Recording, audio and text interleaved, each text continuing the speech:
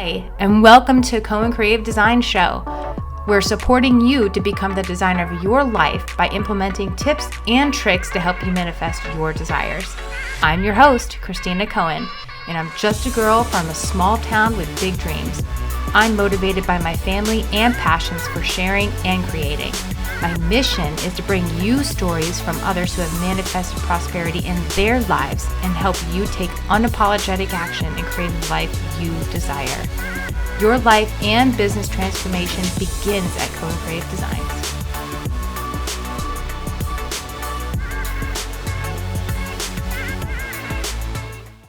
I love all of your accomplishments, and I hope that you are proud of yourself, just as we are proud of you and all your accomplishments. I feel like you are a leading woman in our community, and you represent so much, and there's a lot of vulnerability, especially in your book, and I definitely want to talk about that, without obviously giving away all the fun details, but that's, I'd like for you to elaborate on that later. Thank you. So we met at a women's empowering group where you were a keynote.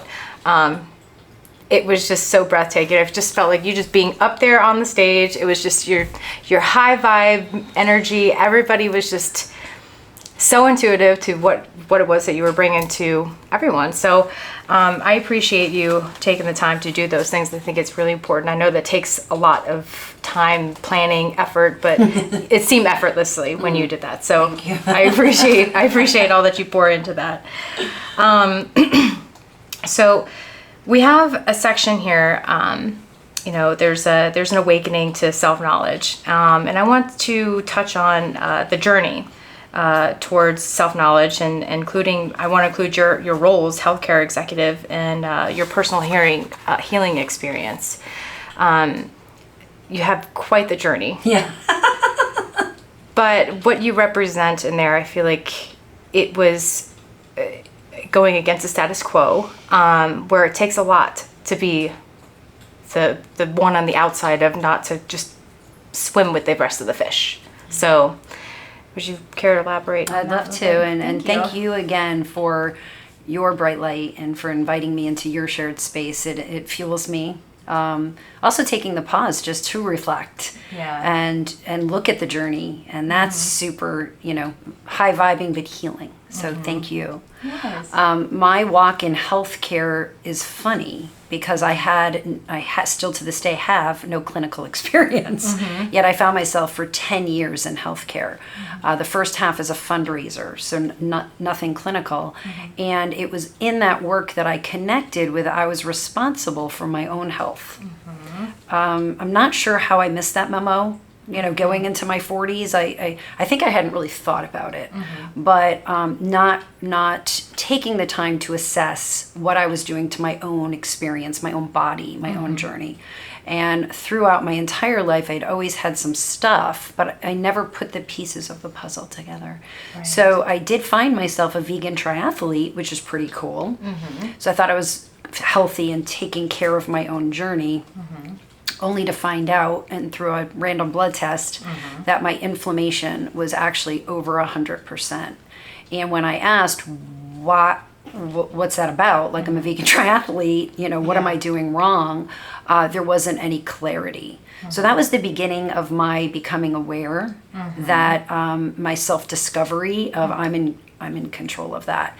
For me, it was not a short journey. And that fast forwards to the now, and my fuel to share is to get it out of my own experience and heal and better understand myself. But also then I hope that I can support the process for anyone else who's interested and spark those awakenings. So in my discovery, I found out that how I was being, what I was thinking, stuff I hadn't yet released, stuff I was fearful about in the future were making me ruminate like chronic, constant fight or flight. And I was not living a life in the present moment, and it was making me sick. Yeah. I feel like there's a lot of resonation between Americans or anyone, any human that could really resonate with that story. I feel like there's just a lot expected from us very quickly. And I think that the self-care and self-love journey is one of the toughest roads that you'll be on, but it's certainly persistence. It'll definitely pay off in the very end. So thank you for sharing that part with us. Now, your book, it's all about your personal journey. It's almost, I read it, I just finished it. And it's almost like getting a secret, backdoor into your journaling, about your life. I mean, there's very vulnerable. There's a lot of interesting and intimate and vulnerable moments in your message. So how was that to be able to let go and share that with everyone? Thank you. In hindsight, it's different. So I want to take myself into the moment instead of reflecting on it. As I was going through that process, I was at the end of being able to sustain any happiness, any joy, any inspiration in what I was doing as an American corporate executive. I was sprinting so fast, personally, professionally, spiritually, any way that I could find a Lee. And right.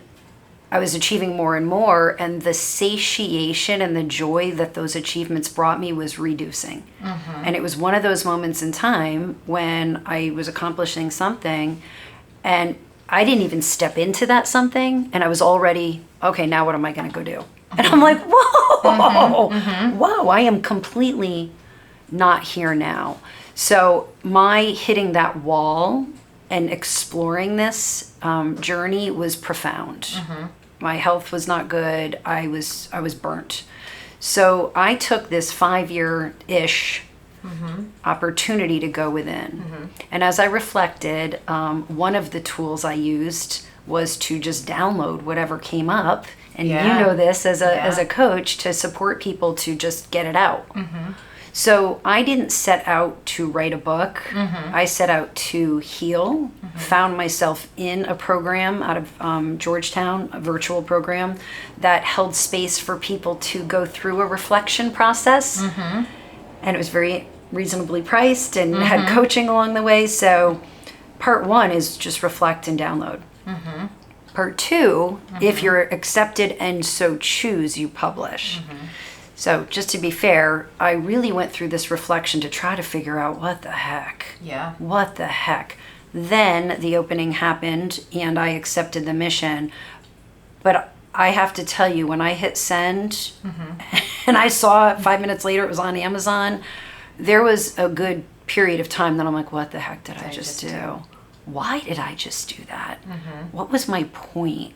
Like that's stuff. That's just stuff. But I'll tell you, in sharing it from a place of authenticity, not with any ulterior motive except to heal myself, now as I reflect back on it, I'm really glad I did.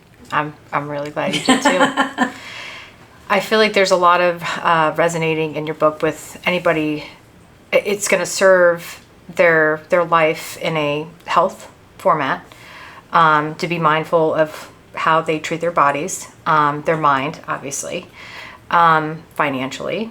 I mean, there's things that you share between like working and the professionalism, and also and mothering. You are an incredible stepmother to your stepchildren. I don't know if some people say we don't use steps. Steps are for stairs, because I feel like you have there's a very unique connection between your children and yourself, and I feel like your journey. You have lived through so many different hardships, where I want to know personally more how you serve that to raising children. Then how to use that without scaring them, or Wow, beautiful reflection, beautiful question, and one that I don't know that I've ever been asked. So that's really awesome.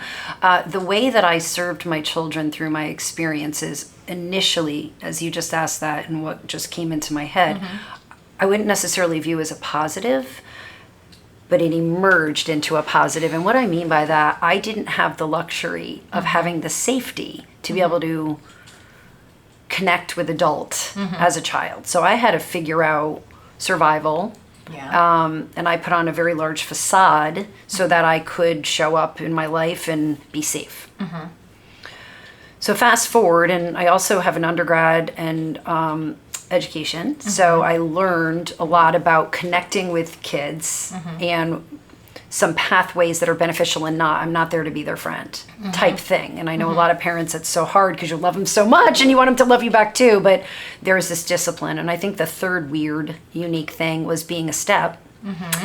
Bonus. Yes. Bonus mom. Yes. It also gave me a distance where these children have a beautiful mother.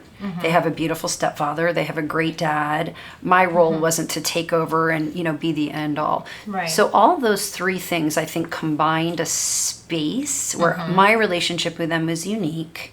And that space they were able to see, still to this day, I'd like to think, this presencing, this opportunity, this openness of non-judgment, of supporting who they are, but also of accountability. Yeah. Yeah.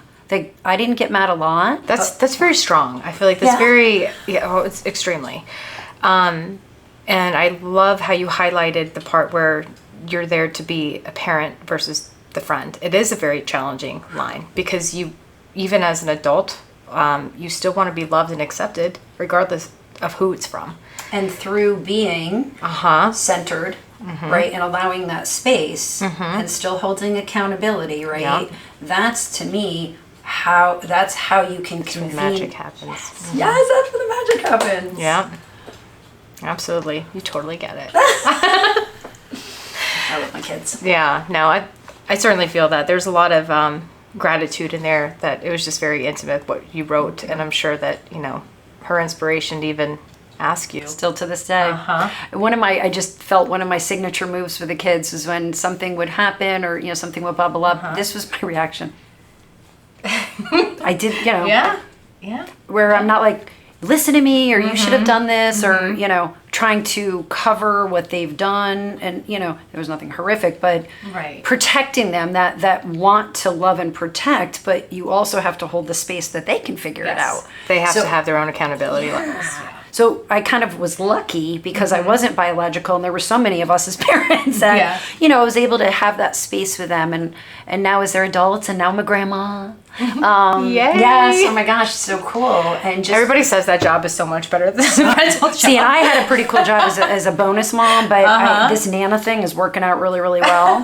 But yeah, I think it's just that space. And, my heart goes to biological parents who are just so emblazed with like, I love this child and I don't want them to go through what I've been through. Well, no, I didn't either, but yeah, exactly. We're there to hold a space for them to self-discover. Exactly. So powerful. Fellow coach. Thank you for confirming that. Oh my goodness. Okay, so I have so many questions, Sarah. I mean, we could probably be here all day. All right, so let's dive into the impact of these limiting beliefs on individuals' potential and share advice on how to break free of limiting beliefs. These. Girl, you just went next level. Open up the can. Limiting beliefs. It's so interesting to me, and I do share some of this latter in my book. Most of the people I hang out with are super type A, go-getters. We can make, manifest, attract. We can do all the things. I think when I hit my wall and did my pause, I was like, seriously, like I've done it, been there. What the heck? This isn't it. What is it? Yeah. And when I hit that wall, there was an opening through one of my girlfriends who's a vibrant executive coach. She opened up to me that I only understand consciously like 10% of my life. And that the vast majority of my experience is subconscious thinking. And I'm limiting my journey by A, thinking that all that's possible is what I can think of, and B, not understanding that my patterns of behavior in this moment are coming from places that I'm unaware of.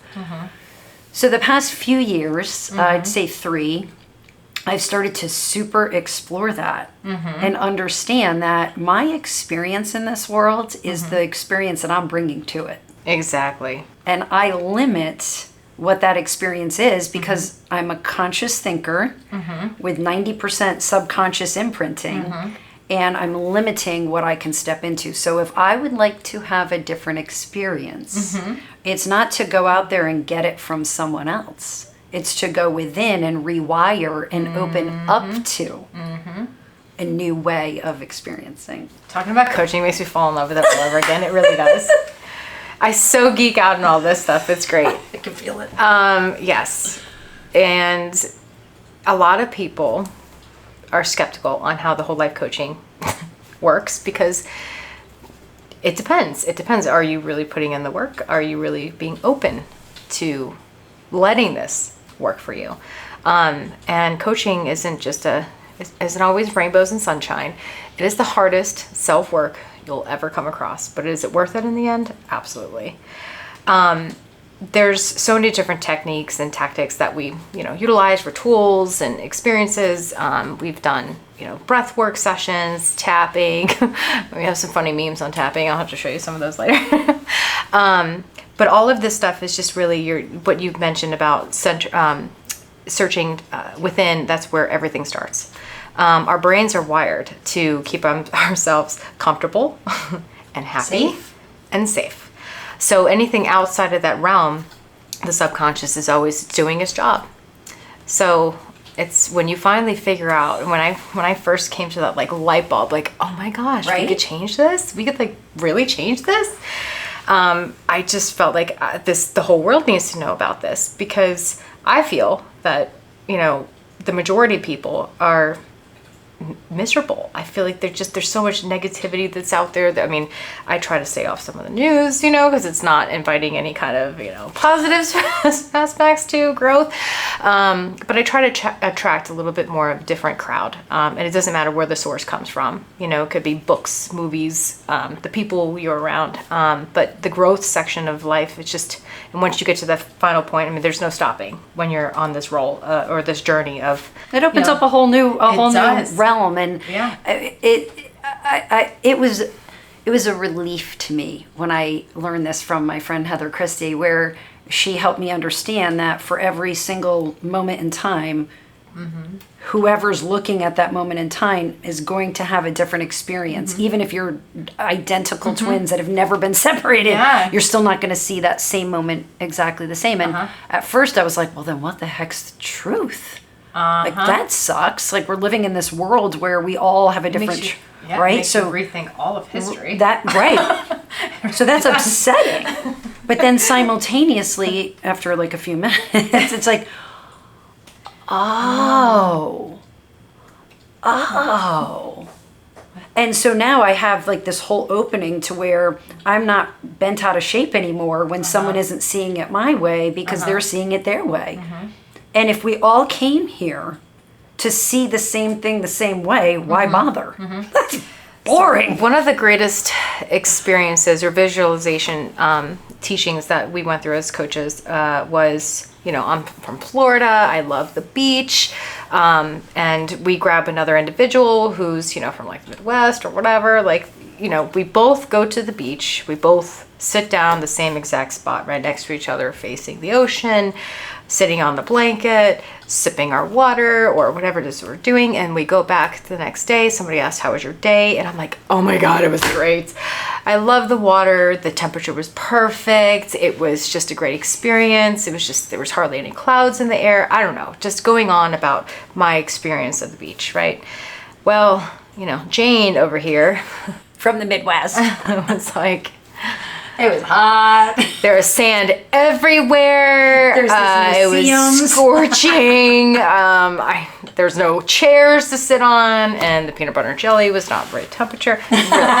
So it is. It's true. It's perspective. It is all perspective. I love that with public speaking. Right. My greatest joy is to transcend energetically with a room, and dying to get into that. So many people are like, I would rather die than public speak. So that was a really big aha. But I want to just share one quick thing that I think became very helpful, and I want to share this in case this resonates for anybody else. having been in corporate America, being non-clinical but leading a clinical movement, where I was not filtered into these pathways of thinking because I didn't go through the school that they went through. Instead, I'm like, my stomach hurts, my inflammation's insane, I'm a vegan triathlete, what's going on? I really was able to get to root. My frustration was I couldn't find the science to be able to explain my mind-body connection. It took me a bit of time to get these nuggets. And I'm in the process of compilating that information to share in my next publication, again, to try to support people's journeys and accelerate it. Now, fast forward, 5-7 years, I'm crossing with so much information. So even for the people that are like, I don't get it, I don't know what you're talking about, life coach, like the whole thing. Now there's science. It's everywhere. Google it.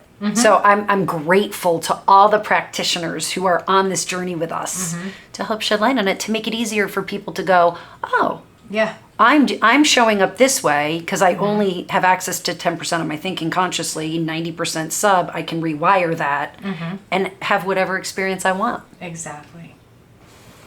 One part of my important journeys, what I would like to leave behind for my own legacy, is to make sure that we are teaching this to our children. That is major to me. I feel like there are some industries out there that know that is a sweet spot of learning and establishing limiting beliefs, and to establish any kind of beliefs up until the age of 7, technically.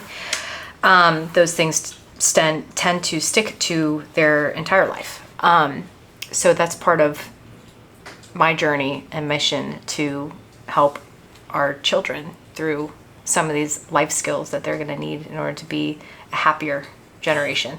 Amen. That's our mission in life, is to bring ourselves joy and happiness.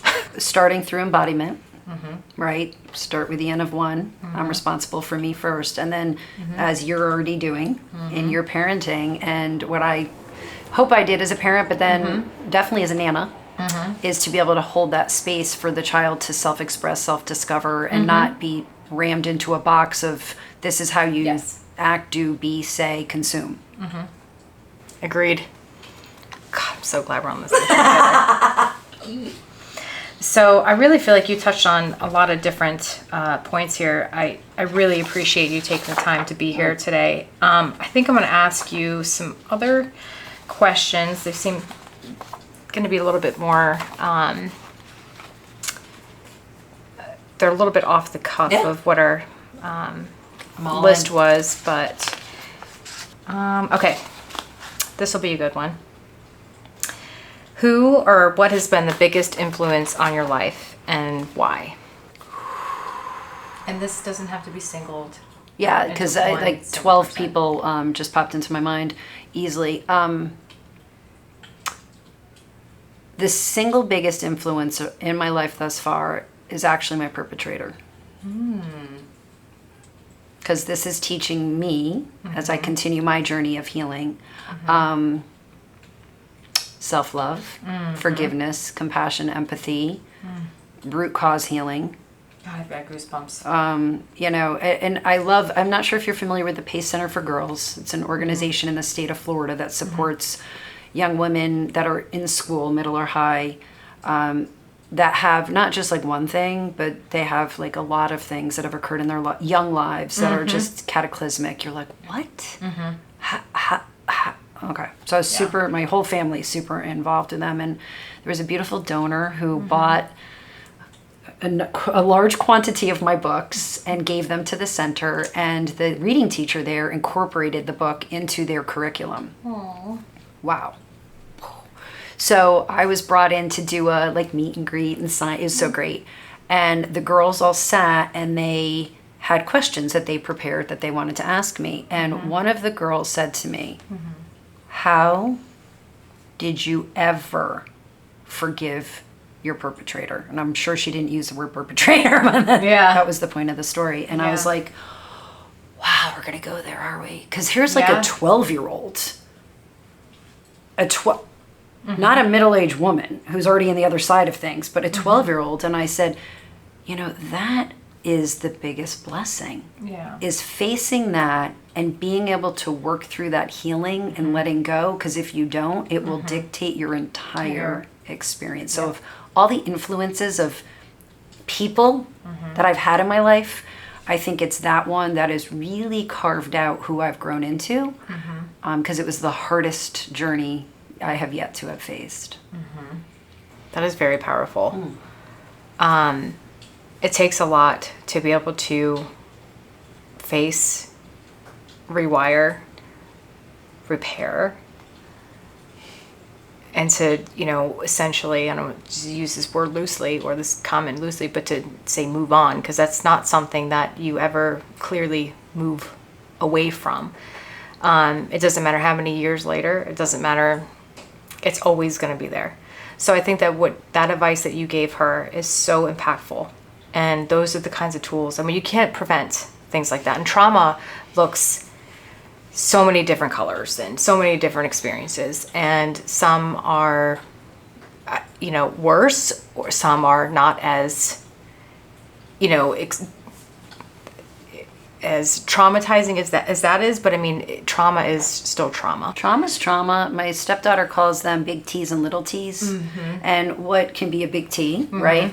But even a little T is equally as impactful. And to somebody, that may be a little T, but to others it may be a big T. One of the greatest obstacles I find for folks to overcome is when they've experienced a little T and then they beat themselves up because they're hung up on it. Right. Other people have way bigger problems than me. I'm like, hey, whoa, time out.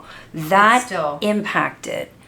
The other thing I'd love to share, every time a layer would open up and I was offered the opportunity to revisit, I would get so mad the older I got. I'm like, no, I've already done the work. I'm done. I've already spent the energy. It doesn't define me. And yet there was another layer. And I have a beautiful girlfriend, as I was getting mad at myself, because I was like, am I not past like some of this stuff yet? Like, come on. And she said, Christin, how many showers have you taken in your life? And I'm like, what? Jeez, where are we going with this? A lot. Right? I'm like, all right. And she said, well, like this week alone, did you only take one shower? I'm like, no. And she goes, so it's the same with healing. You peel off a layer and you rest, right? But then things, accumulate again and you take another shower. And that gave me the grace to not be disgusted with myself, that I'm still, so I loved what you just shared about the journey of healing and big T's and little T's. And that was a huge learning experience for me, because I thought, okay, I already did this. Box. We're good. What's next? Ready to move. They're like, have to be open. No, we're going to revisit that. But why? but again, it's a level of depth, and this stuff's ingrained. It's embodied. It's in our cellular level. It is. As you've referred to already before the age of 7. So I welcome now when I'm like, let me look at this again. Let me be open to rewiring again. Yes. No, I love that. Thanks for sharing that. I resonated with that hard, very hard. It was one of those experiences where I felt like I didn't even want to waste the time on it anymore. I felt so, I was just so over this. I'm like, why am I beating this thing to death? Like, is this really necessary? I mean, I questioned it. I wasn't just, I feel like I share that same similarity as like, you can't just put me in a line and expect I'm not disrespectful, but I like to go outside the lines. I like to be different and innovative. But yeah, that's a major part of the healing process, is that you're never done. Nope. So we're here. Yes.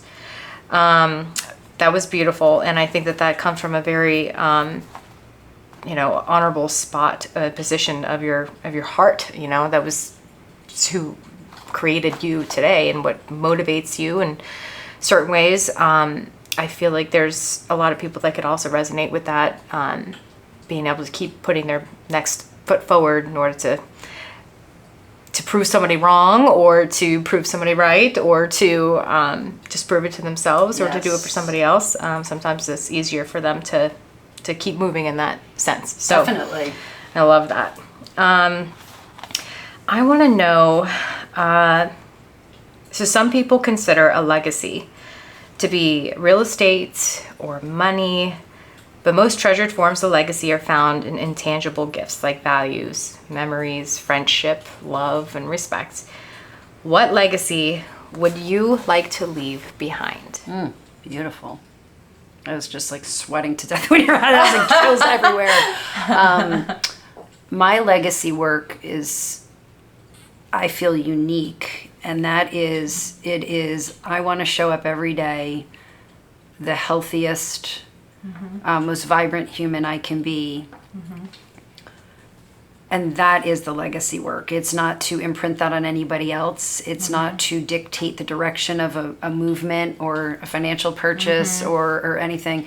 And that's a shift. I can't say I always looked at, I always thought it was so wonderful to help others. And my externalization of that help was how I lived my first 50 years until I realized that I was constantly serving and creating this legacy so that I could actually like myself. And that's messed up.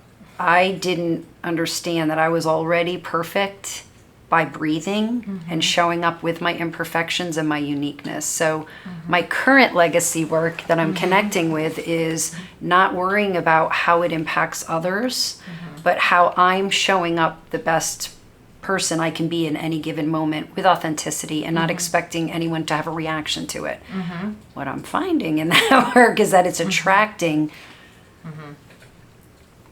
things, experiences, people, openings that are so cataclysmic that I'm like, who just called me? Or what just happened? Or all these pieces of the puzzle are coming together, and there's no doubt that there's legacy work happening, but it's happening from an embodiment and from the inside out, not from I'm trying to create something to pass on.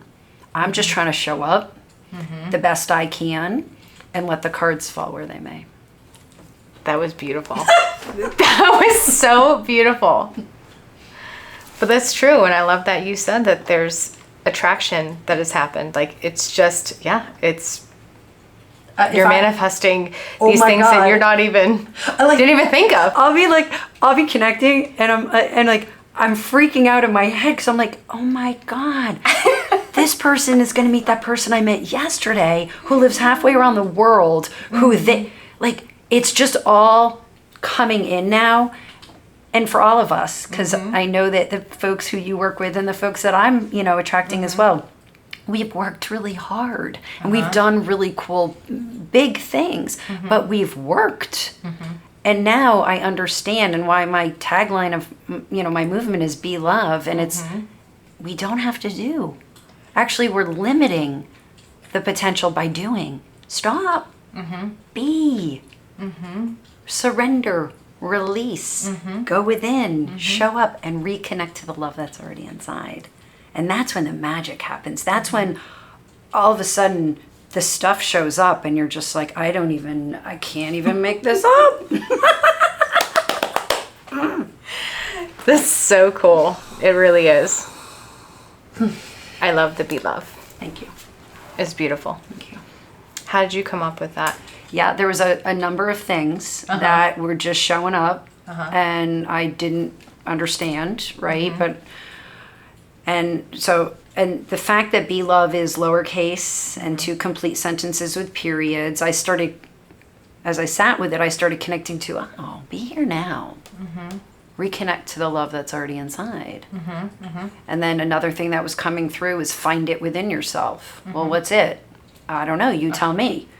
It's all unique. It's all authentic. Then when I started connecting with people about Be Love, they're like, got it, cool, inspired. How? I'm like, oh dear God, come on, read my book. But no, I thought I was only to inspire your curiosity. But now I'm leaning into holding space to create pathways, whether it's through my own work or your work or Susie Q's work or what have you, or read this book or try this practitioner or take this course, where it's about how to help people reconnect to themselves in the moment and know that they're only one thing, and that is love. And everything else that's showing up around love is the opportunity to realize what love is. That's all it is. This is a one big opportunity for us to know who we are, and that is one big old ball of love. Yes, it is. So that was beautiful. And I love that. I love your entire story of that. And I can't wait to hear what else you're going to write and accomplish and share. And I know you're doing it for you, but I'm enjoying your journey too. And right back at you. And, you know, you're a manifestation and an attraction, as well as your big team that I'm blessed with. And every day when I get to know other folks doing this work, it fuels me, because there were a number of years there. This is like pre-COVID. Zoom was not even a thing. Yes. And I felt super alone. And I'm like, I have this perfect life. Like, everything is really cool. Why am I doing this? Why am I so sad? Yep. And now to connect with beautiful bright lights like you, who are helping to hold space for people to self-discover this when they're ready. Yep. When they're ready, and help to support them on their unique journey. I just want to thank you for your sisterhood. Oh, thank you. And I love you. I appreciate you. Right back at you. Aw. Well, that's good. I think that's it. I think that's a wrap, really. Woo. Thank you for having me. I love it. I love it. That was so You're great. touching so many lives. Keep going.